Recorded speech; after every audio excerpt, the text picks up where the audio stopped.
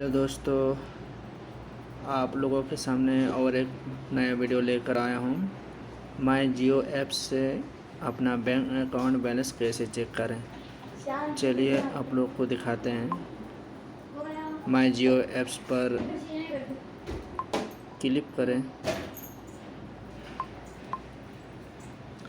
UPI account पहले से बना होना चाहिए। मैंने बना के इस पे ऐड किया हूँ। अभी यूपीआई ऑप्शन जो देखने को मिलता है, इस पे क्लिक करें।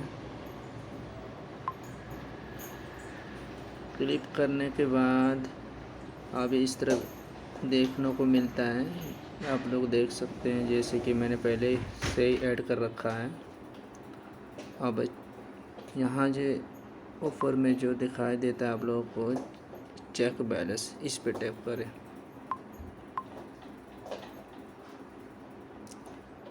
यहाँ जो अकाउंट सब जितना ऐड किया हुआ है सब देखने को मिलता है।